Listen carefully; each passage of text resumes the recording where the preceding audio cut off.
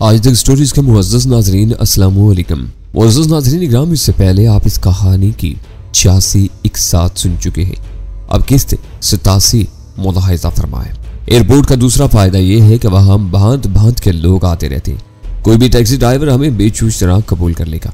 इस वक्त शहर के दूसरे हिस्से में सवारी मिल गई तो ड्राइवर की शुबहात का निशाना बनना पड़ेगा। वो कराची नहीं लाहौर था, लिहाजा एयरपोर्ट की फिजा पर बोझल सी तकान छाई हुई महसूस हो रही थी। हम दोनों ने वसी बरामदे का एक चक्कर लगाया। फिर मैं वीरा को साथ लेकर टेलीफोन वालों के पब्लिक कॉल ऑफिस में जा घुसा। पहले मैंने वान हूफ का नंबर घुमाया। दूसरी घंटी पर ही उसकी कुराती हुई आवाज सुनाई थी और मैंने कुछ कहे बगैर क्रडल तबाह का सिलसिला मुनक़ते कर दिया।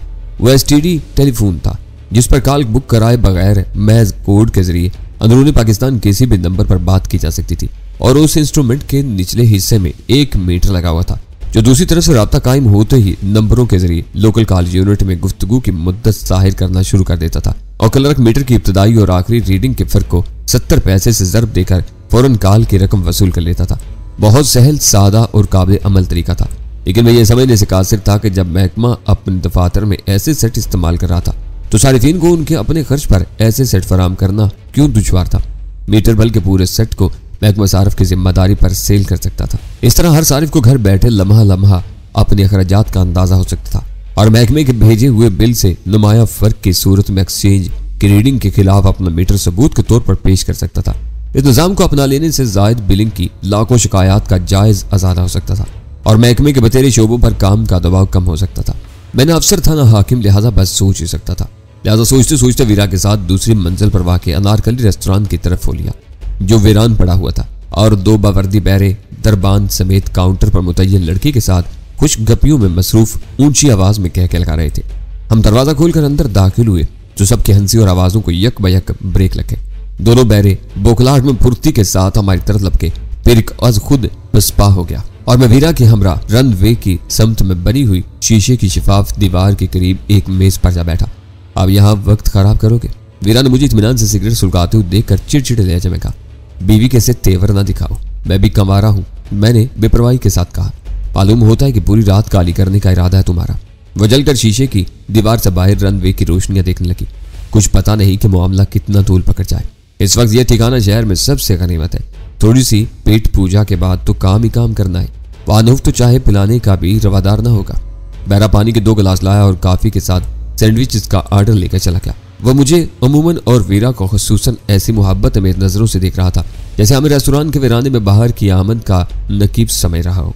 लजीज सैंडविचेस और गरम गरम काफी से लुत्फ अंदोज होते हुए मैं मुसलसल वीरा को चिढ़ाता रहा। आधी रात के बाद किए जाने वाले नाश्ते नुमा डिनर के बाद मैंने वहीं बैठे रहकर एक और सिगरेट सुलगा कर खत्म की। फिर बिल अदा करके हम दोनों बाहर आ गए। प्रोग्राम के मुताबिक दोनों के पास उस वक्त किसी किस्म का कोई असलहा मौजूद नहीं था। हम सड़क अबूर करके टैक्सियों की तरफ बढ़े तो वहां ड्राइवरों के साथ सिगरेट नोशी करता हुआ ट्रैफिक कांस्टेबल आगे निकलता चला गया ताकि हम किसी नाजायज कानूनी इमदाद की तवक्का किए बगैर आजादाना फिजा में किराए का मोल तोल कर सके। कितार में सबसे आगे खड़ी हुई टैक्सी के ड्राइवर को मैंने इलाके का नाम बताया। उन्हें नाम बताए। मैंने गर्दन घुमा कर देखा तो ट्रैफिक कांस्टेबल दूर अंधेरे में मातूम हो चुका था। लिहाजा मैं 80 रुपए की रकम पर जरा किए बगैर वीरा के हमरा पिछली नशिस्त पर बैठ गया और टैक्सी रवाना होते ही ड्राइवर से बातें शुरू कर दी। उसे पता चला कि कराची से आने वाली परवाज कई घंटों की ताखीर के बाद 1:30 बजे मुतवक्का थी और मैंने फैसला किया कि हमारी एयरपोर्ट वापसी के लिए वही वक्त मौजूद था। वानहूफ की क्यामगाह हमारे लिए हर लिहाज से मौजूद थी और मंसूबे से मेल खाती थी। हमने ड्राइवर पर इजहार किए बगैर इशारों में जायजा लिया और 2-3 सड़कों पर भटकने के बाद अपनी यादाश्त को मुलामत करते हुए टैक्सी ड्राइवर को फारिग कर दिया। मेरा का इरादा था कि एक बार पैदल भी उस मकान का तवाफ करे, लेकिन मैं वो खतरा मोल लेने पर आमादा नहीं हुआ और हम सवारी की तलाश में उसी तरफ हो लिए जिधर टैक्सी गई थी। हम 2 बजे के करीब एयरपोर्ट वापस पहुंचे तो वहां खासी चहल पहल थी और सामान से लदे पदे मुसाफिरों का सैलाब आया होता। कालमन कराची से आने वाली परवाज आ ही गई थी। टैक्सी छोड़कर हम दोनों भीड़ में मिल गए और एक चक्कर लगाकर दोबारा बाहर आए और इस बार पजीरों में अपनी असल मुहिम पर रवाना हो गए। एयरपोर्ट की हदूद से तफैल रोड पर निकलते ही वीरा ने धीमी आवाज में ऑपरेटर्स ऑन कर दिया था। उस बार सफर खामोशी के साथ जारी रहा। वीरा ने असलहा में से मेरे और अपने लिए एक पिस्तौल निकाल लिया। वो न जाने क्या सोच रही थी मगर मैं अपनी हमाकत पर दिल ही दिल में कुड़ रहा था कि मुझे वानहूफ के पीछे अपना वक्त बर्बाद करने की क्या जरूरत थी। उस तरह मैं गजाला की बेसर सामानी को गैर जरूरी तौर पर तूल दे रहा था। तो ये थी कि मुझे वीरा से गजाला की आवाज में रिकॉर्ड किए हुए केस्ट के बारे में पूछना भी याद नहीं रहा था। वानहूफ से कोई कशीदगी थी तो वीरा की थी। मेरा मकसद तो जल्द से जल्द लंदन पहुंचकर गजाला को मगरिब की पुरहुजूम तन्हाई से निजात दिलाना होना चाहिए था। तंजीम की बेकुनी उन हालात में सानवी दर्जे पर आ गई थी, लेकिन आखिरी लम्हात पर ऐसी किसी राय का इजहार वीरा को मेरी तरफ से बदजन कर सकता था। त्यागा मैं जुबान खोले बगैर खामोशी से गाड़ी ड्राइव करता रहा। रास्ते में हमने नशीस्तें तब्दील कर ली। ड्राइविंग से फुर्सत पाते ही मैंने पिस्तौल अपने लिबास में छुपा लिया। फिर ज़हन में एक और ही तदबीर आई है। अचानक वीरा बोली, अगर मारना मुश्किल हो तो क्यों ना उसे अगवा कर लिया जाए। घंटी बजाने के बजाय ट्रांसमीटर पर उसे अपने फाटक पर बुलाऊंगी और गाड़ी पर सवार करा लूंगी। कामयाबी हो जाए तो यह तदबीर सबसे सहल होगी।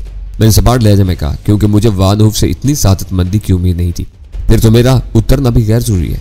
मैं पिछली नशिस्तों के दरमियान पायदान में छुपा जाता हूँ। नहीं, तुम उतरोगे। उसने कहा, मेरी तदबीर कारगर रही तो तुम्हें ले लूंगी। उसने हिचकिचाहट जाहिर की तो फौरी तौर पर तुम्हारे मंसूबे पर अमल शुरू कर दूंगी। गाड़ी में उसके बाद आसाब शिकन सन्नाटा छा गया। वानहूफ वाली सड़क पर दाखिल होने के बाद वीरा ने उसके मकान से जरा पहले गाड़ी रोकी तो मैं कुछ कहे बगैर खामोशी के साथ नीचे उतरा और वानहूफ की कमीनगाह के मुकाबले अंधेरे में उस वसी किताए अराजी में दाखिल हो गया जहां हर तरफ कद आदम खुदरू चाड़ियों का जंगल फैला हुआ था।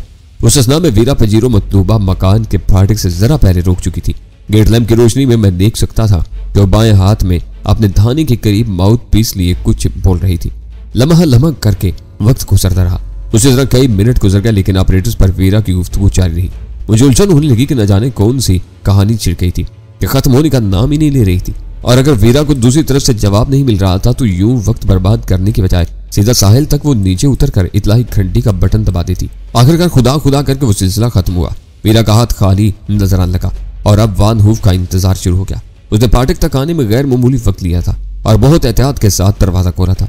रोशनी में दूर ही से अंदाजा हो रहा था कि या उसके जिस्म की साख थी बदवजा थी या वो जिस्म पर बुलेट प्रूफ जैकेट और सर पर हैट पहने हुए था जिसके झुकाव ने उसकी पूरी पेशानी को ढांप लिया था। वीरा अपनी गाड़ी की ड्राइविंग सीट से नीचे उतरी और उन दोनों में बराह रास्त गुफ्तगू छुड़ गई। वानहूफ के बारे में मेरा अंदाजा दुरुस्त ही साबित हुआ था कि बाहर निकलने से पहले उसने अपने ऊपर किसी अचानक कातलाना हमले का सद्देबाब से समझा था और अब वो सुकून के साथ वीरा से बात कर रहा था। इब्तिदा में दोनों नॉर्मल नजर आ रहे थे। शायद पहली रूबरू मुलाकात पर बाहिमी शनाख्त के मुकर्रर फिक्रों का तबादला हो रहा था। फिर वानहूफ के हरकत और सकनात से इख्तिलाफ का इजहार होने लगा।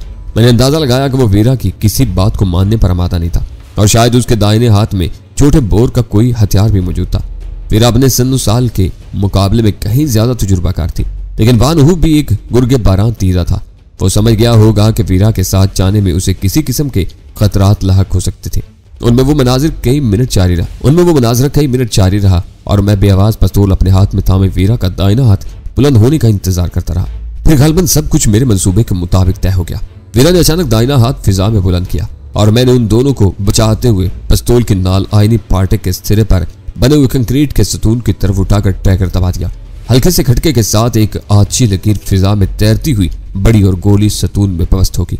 वहां पहले हुए सन्नाटे में कंक्रीट में गोली घुसने की आवाज और उससे पहले बारूदी चमक ने उन दोनों की तवज्जो अपनी तरफ मफसूल कर ली और वो सतून के निचले हिस्से पर झुक पड़े और फिर वो दोनों आईनी फाटक के पीछे रुपोश हो गए। मैं मजीद कई मिनट तक सांस रोके वहीं झाड़ियों में छुपा रहा। इतनी पेशरफ्त के बाद मुझे वानहूफ के रद्दअमल का इंतजार था। अगर उसके साथ खासी नफरी थी तो वीरा के अंदर चले जाने के बाद किसी न किसी को पचीरों और फिर कुर्बजवार का जायजा लेने के लिए बाहर निकलना चाहिए था, मगर दूसरी तरफ मुसलसल सुकूत छाया हुआ था। ऐसा महसूस हो रहा था जैसे वानहूफ ने अपने मोर्चे पर डटे रहने के साथ ही वीरा की बताई हुई सूरत हाल को जूं का तूं कबूल कर लिया था और फिल वक्त महाज आराई का इरादा तर्क कर दिया था। वानहूफ के उस फैसले की दो ही वजूहत हो सकती थी। उसे वीरा की मुबालगा आमेज कहानी पर यकीन आ गया था जो पूरे इलाके के कड़े मुहासरे का तस्वुर उजागर करती थी, या वो वहां तन्हा था और बैक वक्त दो समतों पर उलझना उसके लिए बस से बाहर था। वानहूफ ने मुआसरा की कहानी पर यकीन किया हो या ना किया हो, मेरे बेआवाज फायर ने उसे ये यकीन जरूर दिला दिया था कि वीरा वहां अकेली नहीं पहुंची। उसका कम अज कम एक साथी वानहूफ की नजरों से दूर कहीं पोशीदा था। मैं काफी देर तक दूसरी जानब से पेशरफ्त का मुंतजिर रहा, लेकिन दूसरी तरफ छाए हुए सन्नाटे से मैं जल्द ही उकता गया। वीरा अंदर पहुंचकर न जाने किन हालात से दो चार हुई थी कि पूरी तौर पर उसकी वापसी के आसार भी नजर नहीं आ रहे थे। लिहाजा मैंने अपनी जगह छोड़कर कुछ कर गुजरने का फैसला कर लिया। उसकी कमीनगाह के फाटक पर नजरें जमाए कारदार झाड़ियों से बचता हुआ आगे बढ़ा और सिरे पर रुककर चंद सानियों की तवक्कुफ के बाद तेज तेज कदमों से चलता हुआ पजीरों की तरफ बढ़ गया, जिसके दरवाजे मकफिल नहीं थे। गाड़ी की ओट में मैं फिर चंद सानियों के लिए रुका और मैदान साफ पाकर आहिस्तगी के साथ अकबी दरवाजा खोलकर अंदर घुस गया। वीरा ने गाड़ी की अकबी नशिस्तों के नीचे असलहा छुपाया हुआ था। मैंने टटोल कर उस ढेर में से 2 दस्ती बम्बों और टामी गन का इंतखाब किया। पिस्तौल समेत बम्बों को जेबों में ठोसा और टॉमी गन का मैगजीन संभालता हुआ दूसरे दरवाजे से वान हूफ की कमीनगाह की समत में उतर गया। मेरी खुशनसीबी या वान हूफ की बदनसीबी थी कि आईनी फाटक का जैली दरवाजा अंदर से बोल्ट नहीं किया गया था और जोर डालते ही कोई आवाज पैदा किए बगैर अंदर की तरफ खुलता चला गया था। उस मरले पर मैं ठिठका और अंदर सन्नाटे का एहसास करते ही अंदर घुस गया। फिर शायद वो लाशौरी लहर थी जिसने खतरे का सिग्नल दिया। मैं बिजली की सुरात के साथ घूमा तो गेट लैंप की रोशनी में खुले हुए आईनी फाटक की ओर से घुटे हुए जिस्म वाला एक पस्ता कामद शख्स अपने ऊपर हमला आवर होता हुआ नजर आया। उसके हाथ में कुछ चीज थी जिसे वो पूरी कुव्वत के साथ मेरे सर पर रसीद करना चाह रहा था। वो मेरे मुतवज्जा होने तक ऐसी पोजीशन में आ चुका था कि मेरे लिए उसे रोकना नामुमकिन होकर रह गया था। लिहाजा मैं मुदाफाना अंदाज में दाहिनी तरफ झुकता चला गया और फिर मेरे बाएं शाने पर कयामत टूट पड़ी। मैंने बहुत मुश्किल से अपनी चीख जब्त की और दिल ही दिल में अपने बच जाने पर खुदा का शुक्र अदा किया, क्योंकि वो वार अगर निशाने पर पड़ा होता तो शायद मेरी खोपड़ी की हड्डियां नाकाबिले शुमार हिस्सों में तकसीम हो गई होती। वो वैसी महज ताकत के बल पर एक ही वार में मेरा काम तमाम करने का इरादा रखता था। बस तकामत होने की वजह से वार करते हुए उसे अपने पंजों पर जोर देना पड़ा था। फिर जब उसका आला कत्ल मुतवक्का बुलंदी के बजाय खासा नीचे आकर मेरे बाएं शाने पर रुका तो वो भी अपना तवाजुन बरकरार न रख सका। झटके के साथ ही उसकी गिरफ्त से उसका आला निकल गया और जमीन पर गिरा। वो लड़खड़ाता हुआ मेरे ऊपर आ रहा। मैंने उसकी भरपूर जर से बचते हुए ही अंदाजा लगा लिया था कि अपने ओछे वार की झोंक में वो लामुहाला कदम जमाए न रख सकेगा और मेरे ऊपर आएगा। लिहाजा मैंने दाहिने घुटना फिजा में बुलंद किया और वो अपने पेट के निचले हिस्से पर लगने वाली जर से तड़पता हुआ पीछे उलट गया। लेकिन उसमें किसी गैंडे जैसी कुव्वत बर्दाश्त थी। उसके मुंह से बस एक दबी दबी बेसाख्ता खुराट से निकल सकी। मुझ से चंद कदम दूर गिरने के बाद उसका जिस्म यूं पलटा जैसे वो पहलू के बल जमीन से उठना चाहता हो, लेकिन वो उस कोशिश में कामयाब हुए बगैर वहीं बेहिस्सो हरकत हो गया। मेरे लिए अपनी लगाई हुई जर्ब का इतना शदीद रद्द-ए-अमल हैरान कुन था। लिहाजा मैं अपनी जगह खड़ा बगौर उसका जायजा लेता रहा, लेकिन उसके जिस्म में जरा भी जुम्बिश पैदा न हुई। मुझे अंदेशा हुआ कि कहीं वो मरी न गया हो। लिहाजा मैं उसका जिस्म हिला जुला कर देखने की नीयत से आगे बढ़ा, मगर जो ही मैं उसकी जद में आया उसने हैरतनाक सुरात के साथ दोनों हाथों से मेरी पिंडलियां जकड़ ली। उसकी जोंक जैसी गिरफ्त से अंदाजा हुआ कि घुटे हुए जिस्म के साथ ही वो बेपनाह कुव्वत का मालिक भी था और शायद उसी घमंड में असलहा से मुझे ज़ेर करने के बजाय उसने जोर आजमाई शुरू कर दी थी। मैंने टॉमी गन की नाल किसी लाठी की तरह जमीन पर टकाकर संभाला लेना चाहा, मगर पूरी कोशिश के बावजूद खुद को गिरने से न बचा सका। जिस्मानी तौर पर उसे मुझ पर वाज़ेह बर्तरी हासिल थी। अगर उसे एक बार भी मुझ पर हावी होने का मौका मिल जाता तो मेरे लिए उसकी चुंगल से बचना नामुमकिन हो जाता। मैंने अपनी टांगों को उसकी मजबूत गिरफ्त से निकालने की कोशिश करते हुए टॉमी गन पर अपनी गिरफ्त दुरुस्त की और उसकी नाल थाम कर कुंता पूरी कुव्वत से उसके सर पर दे मारा। उस बार घुटे हुए जिस्म वाले मकामी की चीख बहुत कर्मनाक और बुलंद आहंग थी। उसने इसरारी तौर पर मेरी टांगें छोड़ दी और जमीन पर माही बे आप की तरह तड़पने लगा। मैं बदन झाड़ते हुए जमीन पर से उठ गया। उसकी हालत लम्हा बलम्हा अबतर हो जा रही थी। फटे हुए सर से बुरी तरह खून उबल रहा था। फिर मैं देखते ही देखते वो साख्त हो गया। मुझे हैरत थी कि इतनी धींगा मुश्ती और मरने वाले की 2-3 चीखों के बावजूद अंदर से किसी ने सूरत हाल का जायजा लेने की जरूरत महसूस नहीं की थी। फिर अंदर गालिब रही हो या मगलूब, किसी न किसी को पहली चीख सुनते ही सूरत हाल का जायजा लेने के लिए चोरी छुपे या बबांगे दहौल बाहर आना चाहिए था। लेकिन वहां तो ऐसे लामुतलाही सन्नाटे का राज था जैसे मरने वाले के अलावा उस इमारत में किसी जी नफ्स का सिरे से वजूद ही ना हो। उस गैर मामूली सुकूत ने मेरी छठी हिस्स को बेदार कर दिया। अंदर की सूरत हाल बहुत गैर यकीनी और मखदूज थी और मेरी जरा सी भी लग्जिश मेरी जिंदगी पर इख्तितामी मोहर सब्त कर सकती थी। मैं पूरी होशियारी के साथ दबे कदमों इमारत के दाखिली बरामदे की तरफ बढ़ने लगा। भरी हुई टॉमी गन मेरे हाथों में तैयार थी और मैं किसी भी नागहानी सूरत हाल से दूचार होते ही उसका जहन्मी धाना खोल देने का मुसम्मम इरादा कर चुका था। अपने साय से भी मोहतात रहते हुए मैं बरामदा अबूर करके मुतकल्लिफ नशिस्तगाह में दाखिल हुआ जो वीरान पड़ी हुई थी। फिर दूसरी जम का दरवाजा अबूर करके एक राहदारी में निकल गया। बस तकामत की पुरशोर मौत के बाद इमारत में वो सन्नाटा नहायत गैर हकीकी लग रहा था। मुझे शुबा होने लगा कि कहीं वान हूफ फिर अलाउड को ठिकाने लगाकर अगले रास्ते से फरार न हो गया हो। राहदारी में बाएं तरफ वीरान किचन के बाद सपाट दीवार थी और उस दाहिनी तरफ 2 या 3 बंद दरवाजे थे जिसके पीछे रोशनी हो रही थी। उस रोशनी का इजहार फर्श और दरवाजों की दरमियानी छुरी से बाहर आने वाले इन्हिकास से हो रहा था। मैंने बंद दरवाजे का दस्ता घुमाकर पहला दरवाजा खोला तो वो कमरा वीरान और गैर आबाद नजर आया। हर शय से ऐसी उदासी टपही थी जैसे मुद्दतों से उस कमरे में किसी जी रूह का कदम न हो। फर्श पर गर्द की खासी वाज़ेह तह जमी हुई थी जिस पर किसी किस्म का कोई निशान नजर नहीं आ रहा था। ज्यादा मैं वहां वक्त बर्बाद करने के बजाय फौरन राहदारी में वापस आ निकल आया। तबे कदमों थोड़ी सी पेशकदमी के बाद मैंने दूसरे कमरे का दरवाजा खोला तो मेरा ऊपर का सांस ऊपर और नीचे का नीचे रह गया। उस पुरतकल्लुफ और आरास्ता ख्वाबगाह में वीरालाइड उस हालत में मसहरी पर पड़ी हुई थी कि उसके हाथ और पैर मजबूती से बंधे हुए थे और मुंह में कुछ ठोस कर होंठों पर टेप चिपका दिया गया था। उसका फटा हुआ लिबास और चेहरे पर आई हुई खून आलूद कराची चेहरा दस्ती की वो उनकी कहानी भी सुना रही थी जिसमें वीरा सरासर एक मसलूम फरीक रही होगी। उसकी हालत देखते ही मेरा खून खोलने लगा। उधर वो खुद भी दरवाजे पर आहट पाकर उस तरफ मुतवज्जा हो चुकी थी। उसकी बड़ी बड़ी नीलगू आंखों में मजलूमियत के आंसू के बजाय कहर की शरारे कूद रहे थे। मुझे देखते ही उसने 2-3 बार गर्दन झटकी, लेकिन मेरे कुछ पल्ले न पड़ सका और मैं चौखट अबूर करके तेजी के साथ आगे बढ़ गया। अंदर घुसते ही मैंने वैश्याना फुर्ती के साथ घूमकर कमरे का जायजा लिया, लेकिन वहां हम दोनों के सिवा कोई तीसरा मौजूद नहीं था। वीरा की हालत से जाहिर हो रहा था कि हमारी बाजी उलट चुकी थी और वान हुफ किसी न किसी तरह सूरत-ए-हाल को अपने हक में ढालने में कामयाब हो गया था, जबकि हम दोनों उसी की छत के नीचे मौजूद थे और वो अगर वहीं मौजूद था तो किसी भी लम्हे उस कमरे को हमारे लिए चूहेदान में तब्दील करने की कोशिश कर सकता था। मैंने वीरा की कोई मदद करने से पहले लपक कर दरवाजे का दरवाजा अंदर से बुलट कर दिया, फिर पलटकर वीरा के होठों पर मजबूती से चिपका हुआ टेप हटा दिया। वो कमीना निकल गया। होठ हिलाने की आजादी बहाल होते ही वीरा गुस्से से कांपती आवाज में बोली। उसने भेड़ का रूप धार कर अचानक ही भेड़िए की सी हरकत शुरू कर दी और मुझ बेदस्त तो पा करके साफ निकल गया। मैंने एक लहजे के लिए सोचा, अपनी बताई हुई हिकमत अमली की रोशनी में उस वक्त दरपेश सूरत-ए-हाल का जायजा लिया और वीरा का जिंदा वजूद मेरी निगाहों में खटकने लगा। इस वक्त तक मैंने वान हुफ को दूर ही से देखा था, लेकिन वीरा की जुबानी में जो कुछ सुन चुका था उसके मुताबिक वान हुफ खूनख्वार दरिंदा सिफ्त और इंतहाई खुदगर्ज आदमी था जो अपने मफाद के लिए बेदरिक किसी की भी गर्दन काट सकता था।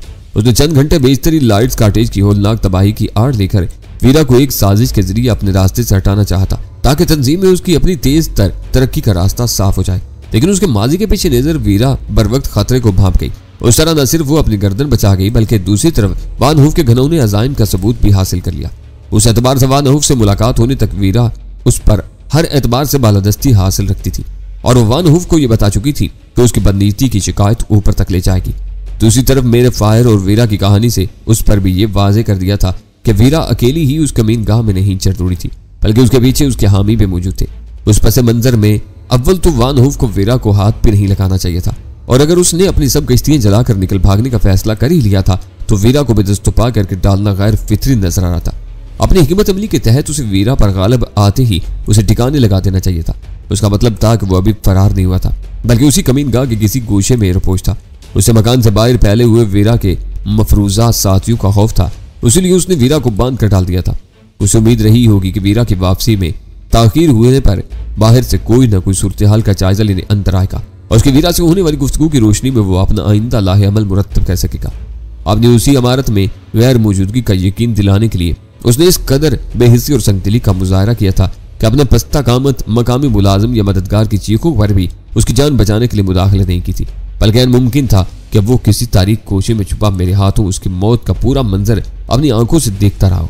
कुर्बो जवार में वान हुफ की मौजूदगी के इम्कानात वाजे होते ही मैंने अपने लिए एक राह मुतअय्यन कर ली और तवील वक्फा दिए बगैर पुरस्कून लहजे में वीरा से बोला, यहाँ से निकल गया लेकिन बचकर कहाँ जाएगा? वो लोग उसे कुत्ते की तरह घसीटते हुए यहाँ ले आएंगे। कौन लोग?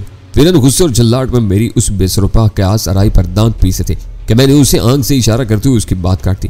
वो सब अभी तक उसी मकान के गिर्द अपने ठिकानों पर जमे हुए हैं।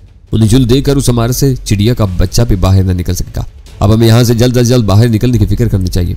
वीरा ने हैरत और बेयकीनी के साथ 1-2 बार पलकें झपकाई, फिर शायद वो मेरा मकसद भांप गई। तो फिर अब तक वो कहाँ मरा हुआ है? उसने तो अंदर आते ही धोखे से मुझे जेर कर लिया था। वो जहां भी हो कैफे किरदार को पहुंचाएगा। मुझे डर है कि यहाँ कोई टाइम बम वगैरह न छुपाया गया हो। उसके फटने से पहले यहाँ से निकल चलो, मैंने उजरत अमेज लहजे में कहा। मैंने जैसे ही दरवाजे का बुलेट कराया, बाहर से किसी ने पूरी ताकत से उस पर जोर डाला और मैं तेजी के साथ खुलते हुए पट की आड़ में हो गया। मैंने बुलेट प्रूफ में मलबूस वान हुफ की बस एक झलक ही देखी थी। उसके हाथ में अब भी छोटे बोर का ही कोई हथियार मौजूद था जिसकी नोयत का मुझे अंदाजा ना हो सका। वीरा कमरे के वस्त में थी, उसकी नफरत बरसाती हुई आंखें खुले हुए दरवाजे पर मरकूज थी। चंद सानियों तक फिजा पर सनसनी के सुकूत छाया रहा। मैं दरवाजे की ओर से निकला, न वो अंदर आया। फिर उसकी सर्द आवाज सुनाई दी, तुम दरवाजे की आड़ से सामने ना आए तो मैं वीरा को गोली मार दूंगा। वो अंग्रेजी में कह रहा था। इसे गोली मारना थी तो अब तक किस बात का इंतजार कर रहे थे? मैंने अपनी जगह छोड़े बगैर तंजिया लहजा में सवाल किया। मैंने तुम्हें पहचान लिया टैनी। उसकी आवाज बदस्तूर सर्द और सपाट थी और मुझे यकीन है कि लार्ड स्कॉटिश की तबाही में तुम्हारा हाथ है, वरना तुम इस वक्त यहाँ जिंदा मौजूद ना होते। तुमने अपने साथ इस लड़की को भी इस साजिश में मुलव्विस किया है और मैं इस बारे में खुलकर 2 बातें करना चाहता हूँ। मैं सुन रहा हूँ, तुम बोले जाओ। मैंने बेपरवाही जाहिर करते हुए कहा। मैंने तुम्हारे हाथ में टामी गन देखी थी, उसे फेंक कर सामने आओ। उसकी आवाज सख्त और तहक्कुम अमेज होगी, वरना मैं कमरा बंद करके यहाँ आग लगा दूंगा और अफरा तफरी में कोई मुझे न रोक सकेगा। कोशिश करके देख लो। मैंने बदस्तूर बेपरवायाना लहजा बरकरार रखते हुए कहा। जिन लोगों ने फाटक पर तुम्हें देखा है वो किसी हाल में तुम्हें नहीं छोड़ेंगे। उसके लिए वीरा की जिंदा सलामत वापसी जरूरी है। यही मैं भी चाह रहा हूँ, यकबयक उसका लहजा नर्म पड़ गया। मैं यहाँ मुहासरे में बैठकर तुम्हारे साथ बराबरी से गुफ्तगू नहीं कर सकता। हम तीनों को यहाँ से कहीं बाहर निकलना चाहिए। मारना होता तो मैं वीरा को पहले ही मार चुका होता। चाहे यह अंदाजा तुम्हें था कि वीरा को मारकर इस वक्त तुम दुश्वारी में पड़ जाओगे। मेरी निगाहें मुसलसल वीरा पर मरकूज थी और मैं कहे जा रहा था, वरना तुम तो दिल से इससे छुटकारा पाने की ख्वाह हो, और अभी तुमने हम दोनों पर लाइट्स कॉटेज की तबाही का घनौना इल्जाम लगाया है, जो तुम्हारी बदनीति की खुली दलील है। मेरी आखिरी इतलात के मुताबिक तुम लाइट्स कॉटेज में थे। लाइट्स कॉटेज तबाह हो गया, लेकिन तुम वहीं जल मरने की बजाय बिल्कुल महफूज वीरा के साथ घूम रहे हो। इन हालात में कोई नतीजा अखज़ करना इतना दुश्वार नहीं है। और आखिरकार वो लम्हा आ ही गया जिसके इंतजार में मैं गुफ्तगू को तूल दे रहा था। वीरा ने अपने जिस्म को हरकत दिए बगैर बाएं हाथ के अंगूठे के जरिए पुरजोश अंदाज में इशारा किया और मैंने पूरी कुव्वत के साथ दरवाजे का पट चौखट की तरफ धकेल दिया। वान हूफ चौखट से कदरे अंदर खड़ा हुआ था, बुरी तरह दरवाजे की जद में आया, क्योंकि मैंने वजनी चौबी पट पर पहले उसकी खोपड़ी फिर पूरे जिस्म के भरपूर तसादुम का झटका महसूस किया था और वह खतरनाक अंदाज में घुराता हुआ पीछे उलट गया था। राहदारी में उसके गिरने की पुरशोर आवाज सुनते ही मैंने दोबारा दरवाजा खोल दिया, लेकिन मुझे उसको दबोचने में सबकत हासिल ना हो सकी। दरवाजा खुलते ही वीरा फिजा में उड़ती हुई किसी शिकारी परिंदे की तरह वान हूफ पर जा गिरी थी। सुबह अंदाम वीरा ने अपने मखमली जिस्म का उड़ता हुआ बोझ उस महारत के साथ वान हूफ के वजूद पर इस्तेमाल किया था कि बदन पर बुलेट प्रूफ होने के बावजूद उसके हल्क से बेसाख्ता चीख निकल गई। उसके बाद तो वीरा किसी छलावे की तरह राहदारी में फर्श पर गिरे हुए वान हूफ के गिर्द नाचने लगी। उसके चारों हाथ पैर किसी वहशियाना जंगी रक्स के अंदाज में बिजली की सुरात के साथ हरकत कर रहे थे और उसके हर वार पर वान हूफ के हल्क से कर्ब में डूबी हुई करीबी आवाज निकल रही थी। वीरा की बालादस्ती का अंदाजा होते ही मैंने दखल अंदाजी का इदराक तर कर दिया। उसने वान हूफ के हाथों बेखबरी में बदतरीन जिक्र उठाई थी और अब इंतकाम के खूनी जज्बे के तहत उसे धेड़ कर अपनी अदा की तस्कीन का सामान कर रही थी। वान हूफ हाथ पैर फिजा में लहराकर वीरा को पकड़ने या रोकने की नाकाम कोशिशों में मुब्तला था। वीरा की माहिराना चाबक दस्ती को देखते हुए ऐसा मालूम हो रहा था जैसे वान हूफ किसी साए को पकड़ने की नाकाम कोशिश कर रहा। हाथ पैरों के साथ वीरा की जुबान भी चल रही थी, लेकिन जो कुछ वो कह रही थी सब का सब नाकाबिले तहरीर था। चंद मिनट बाद जब वीरा ने उसके जिस्म के हर नाजुक हिस्से से खून की धारें बहा दी तो फिर चंद सानियों के लिए वो ठहरी। उस मोहलत को गनीमत जानते हुए लोहान वान हूफ ने चंद गहरे गहरे सांस लिए। फिर अचानक वीरा ने एक वहशियाना चीख मारकर अपने हाथ की खड़ी हथेली से वान हूफ की गर्दन पर आखिरी वार किया और उसका बदन किसी रद्द-ए-अमल का वाज़े इजहार किए बगैर यक बयक बेजान हो गया। वान हूफ की गर्दन की उसके जिस्म से बेरब्ती से जाहिर हो रहा था कि वीरा ने आखिरी वार में उसकी गर्दन तोड़ दी थी। ये क्या किया तुमने? मैंने बेयकीनी के साथ वीरा से सवाल किया। वान हूफ की मौत का कोई असर दिए बगैर पहली बार फराग तिलाना अंदाज में हंसी। ये न करती तो भला क्या करती? इस मरदूद के साथ यक बयक मेरे जहन में से भी जमूद ढल गया। गर्दन ना भी तोड़ती तो वो बेचारा वैसे ही मर जाता। तुम्हारे साथ धूल धब्बे की लजते ही उसको जहन्नम वासिल करती थी। अब खून न सुलगाओ मेरा, वो सिगरेट जलाते हुए बोली। मुझे तो ये सोच सोच कर ही अपने आप पर गुस्सा आ रहा था कि उसने मुझे जेर कर लिया था। कहीं सही कसर तुम्हारे अंदाजों ने पूरी कर दी। ये तो बताओ कि तुम दुश्वार हालात में भी इतने दुरुस्त अंदाजे कैसे कायम कर लेते हो? बस वजदान कह लो, मैं हंस कर बोला। सब कुछ सामने नजर आने लगता है। मुझे उम्मीद नहीं थी कि इस मौजू से इतनी आसानी के साथ गुलू खुलासी हो सकेगी। वह गहरा सांस लेते हुए बोली। उम्मीद तुम मुझे भी नहीं थी, बस सितारे अच्छे थे कि वो अकेला रह गया था। उसके गेंडे नुमा साथी को मैं बाहर ही मार आया था। ओह, तो वो चीखें उसी की थी? वह हैरत से बोली। मेरा ख्याल है कि वो वान हूफ का बहुत पुराना और वफादार साथी था। शायद वान हूफ कहीं छुपा हुआ मेरे हाथों उसके मरने की पूरी कार्रवाई देख रहा था, लेकिन उस खुद गर्ज शख्स ने अपने साथी को बचाने की जरा भी कोशिश नहीं की। वो मुझे ये तासुर देना चाह रहा था कि इमारत वीरान पड़ी हुई है और अपनी इस कोशिश में वो खासी हद तक कामयाब भी हो गया था, लेकिन तुम्हारे वजदान ने उसका बेड़ा गर्क कर दिया। वो हंसते हुए बोली। मेरे हिसाब से तुमने वान हूफ को मारने में जरा उजलत से काम लिया। मैं संजीदगी के साथ कहा। वो क्यों? वीरा का मुंह बन गया। मैं इस तंजीम के दूसरे 4 बड़ों के बारे में मालूमात हासिल करना चाहता था। मैंने कहा बिल्कुल बेसूद होता। मोहलत मिलती तो शायद वो दोबारा अपनी बालादस्ती कायम रखने की कोई सूरत निकाले था। इससे कुछ उगलवा लेना इतना आसान ना होता। वो बहुत सख्त जान और जिद्दी था। और तुम उन 4 के बारे में कुछ जानती हो? मैंने पूछा। वो 4 क्या, मेरी तो वान हूफ से भी ये पहली मुलाकात थी। इसके बारे में बस कहानियां ही सुनती रही थी। यहाँ आने के बाद 2 मरतबा ट्रांसमीटर पर बात हुई थी, लेकिन इटली में मैंने मास्टर कंप्यूटर्स पर उसकी फाइल देखी हुई थी। फिर तो वहां उन 4 का रिकॉर्ड भी मौजूद रहा होगा। जरूर रहा होगा, लेकिन मैंने उन पर कभी तवज्जो ही नहीं थी। वान हूफ का रिकॉर्ड इसलिए देखना पड़ा कि उससे पाकिस्तान आकर राब्ता कायम करना था। ये तो सोचा भी नहीं था कि उन लोगों से यूं ठन जाएगी। इसका मतलब हुआ कि इटली में उन लोगों का रिकॉर्ड हर एक की दस्तरस में है। नहीं, उसने मुश्किल लहजे में कहा। हर कंप्यूटर में एक खुफिया मेमोरी होती है। जब तक कंप्यूटर की सीक्रेट की ऑपरेट करके मखसूस लफ्ज या नंबर फीड ना किया जाए, कंप्यूटर खुफिया मालूमात जाहिर नहीं करता। वह मखसूस लफ्ज जिमी लॉयड के खास मुआवन को मालूम है या उसके जरिए मेरे इल्म में आया था। अब वापस जाकर उन चारों का रिकॉर्ड भी देखूंगी और शायद उसी कंप्यूटर में तुम्हारा रिकॉर्ड भी होगा। हो सकता है कभी रहा हो, अब नहीं है, क्योंकि अब मैं जिमी लॉयड के अलावा किसी को जवाब दे नहीं हूँ। दूसरे हर वक्त मुझे जवाब दे हैं। तंजीम में मेरा मकाम खासा बुलंद है। फिर भी वान हूफ ने तुम पर हाथ टालने की कोशिश की थी। बगावत हर प्रोटोकॉल से आ रही होती है। पाकि सिपाही अपने कमांडर इन चीफ के मुंह पर थप्पड़ भी मार सकता है, लेकिन अंजाम तुमने देख ही दिया। उसने तकीर अमेज अंदाज में वान हूफ की तरफ देखते हुए इशारा किया। तुम अपने मसाइल समेटती चाह रही हो, मेरा मसला अपनी जगह मौजूद है। तुम्हारा मसला? उसने हैरत से कहा। जब तक अजाला से मुलाकात ना हो चाहे वो मेरा मसला ही बनी रहेगी। बज़ाहिर यहाँ हमारा काम खत्म हो चुका है। इस मकान की तलाशी के बाद तुम्हें इख्तियार होगा कि जिस तरह चाहो प्रोग्राम तय कर लो। मुझे कोई उज़र ना होगा। तलाशी की क्या जरूरत है, वक्त बर्बाद होगा। हमारे यहाँ मवासलाती इलेक्ट्रॉनिक्स का इस्तेमाल बहुत आम है। हो सकता है कि कहीं कुछ ऐसी बातें रिकॉर्ड हुई हों जिनके इंकशाफ से मुझे नुकसान पहुंच सके। आओ, मैं उसका हाथ थामते हुए बोला। उसका इलाज बड़ा आसान है। वो बेचूचना मेरे साथ चली आई। उस दौरान में मुझे ये यकीन हो चुका था कि इस इमारत में वान हूफ और उसके पस्ता कामत मुआवन के अलावा कोई तीसरा मौजूद नहीं था, वरना वहां रूनुमा होने वाली मारधाड़ में जरूर दखल अंदाज होता। उसी यकीन के तहत मैं वीरा के हमरा बेफिक्री के साथ हमारे से गुजर कर बाहर आ गया और फिर हम दोनों गैराज में जा पहुंचे, जहां नीले रंग की ताकत और इंजन वाली फोर्ड गाड़ी मौजूद थी। गैराज में नलकी और एक खाली डिब्बा थोड़ी सी तलाश के बाद मिल गया और मैंने तार के सिरे की मदद से पेट्रोल की टंकी पर लगे हुए ढक्कन का ताला खोला और फिर टंकी से पेट्रोल की धार डिब्बे में मुंतकिल करना शुरू कर दी। क्या इमारत को आग लगाने का इरादा है? वीरा ने पुरतशवीश लहजे में सवाल किया। मेरे बस चले तो इन सब को एक जगह पे दस्तुपा करके जिंदा नजर आतिश कर दूं। मैंने तल्ख लहजे में कहा, तुम इनके साथ मनशियात फरोशी में मुलव्वस जरूर रही हो, लेकिन तुमने आम लोगों पर हेरोइन के तबाह को नसरात करीब से नहीं देखे होंगे। ये लानत अपने शिकार को एक जिंदा लाश में बदल कर रख देती है, जिसे इखलाक, मजहब, रिश्तों और अपनी जिम्मेदारियों का कोई एहसास नहीं रहता।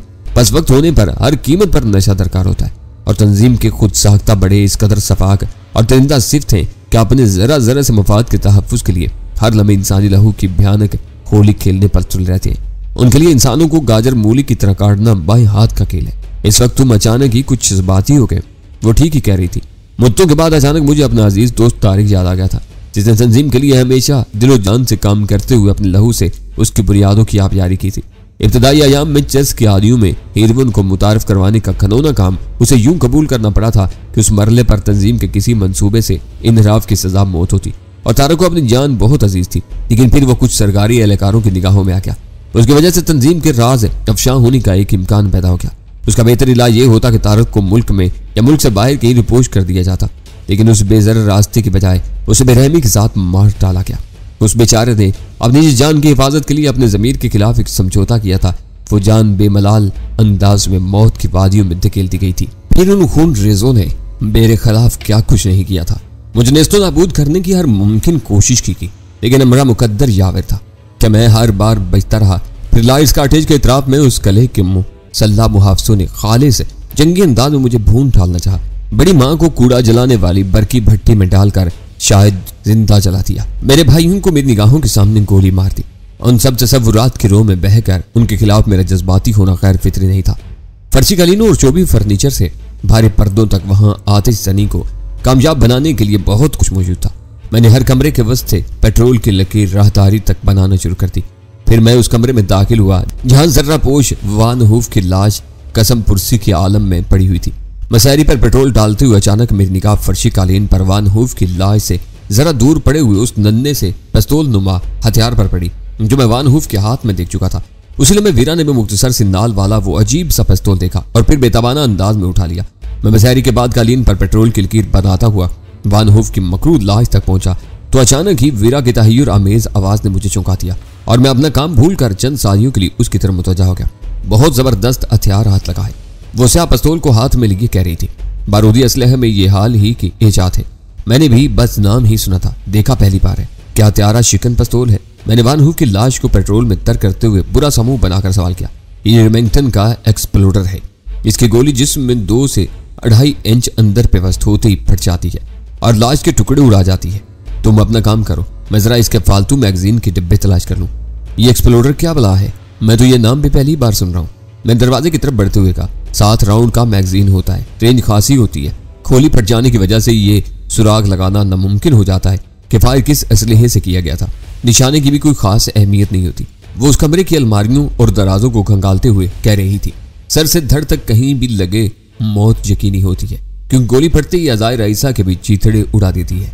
जब मैं राहदारी में मिलने वाली मुख्तलिफ लकीरों से आगे पेट्रोल की धार बहाता हुए नकासी के रास्ते की तरफ बढ़ रहा था तो वीरा भी मेरे साथ आने मिली। उस कमरे से एक्सप्लोरर के 2 भरे हुए डिब्बे मिल गए थे। बाहर पहुंचने तक मैंने पेट्रोल का डिब्बा पूरी तरह खाली कर दिया और डिब्बा पस्तक आमद की लाश के करीब उछाल दिया। पजीरों में सवार होकर मैंने इंजन स्टार्ट किया और क्लच दबाकर गियर डालने के बाद एक दिया सलाई चलाकर फाटक में खुले हुए जैली दरवाजे से अंदर फर्श पर फैले हुए पेट्रोल की तरफ उछाल दी। भक किया हल्की सी आवाज के साथ पेट्रोल के बुखारात ने आग पकड़ ली और फिर पजीरों के बढ़ते बढ़ते वो अच्छी लकीर तेजी के साथ इमारत के अंदरूनी हिस्सों तक फैलती चली गई। इमारत को आग लगाकर हमने गलती की। पजीरों के काफी दूर निकल आने के बाद वीरा ने सकूत तोड़ते हुए कहा, चाहो तो चलकर बुझा सकते हैं। मैंने चिल्ला कर कहा। वह थके हुए अंदाज में हंस पड़ी। वहां हम दोनों के अलावा और कोई मौजूद नहीं था। हम बेफिक्री के साथ उसी इमारत में किसी कमरे में रात बसर कर सकते थे। सुबह रवाना होते हुए आग लगाई जा सकती थी। अब सवाल यह है कि हम कहाँ जाएं। गाड़ी भी मखदूश है, इसे ज्यादा देर तक इस्तेमाल नहीं कर सकते। ठिकाने के बारे में उसकी तशवीश बजा थी, लेकिन वानहूफ के मकान के इस्तेमाल के बारे में मैं उससे मुत्तफिक नहीं था। वो दोनों खत्म कर दिए गए थे, लेकिन हमारी बेखबरी में किसी भी वक्त कोई तीसरा वहां आ सकता था और किसी भी गैर मामूली तब्दीली पर चौकन्ना होकर उन दोनों के कत्ल के राज से वाकिफ हो सकता था। ऐसी सूरत में हम बेखबरी में रंगे हाथों पकड़े जा सकते थे। हमें बस वो रात ही कहीं बसर करना थी, फिर सुबह की पहली परवाज से हम कराची लौट जाते।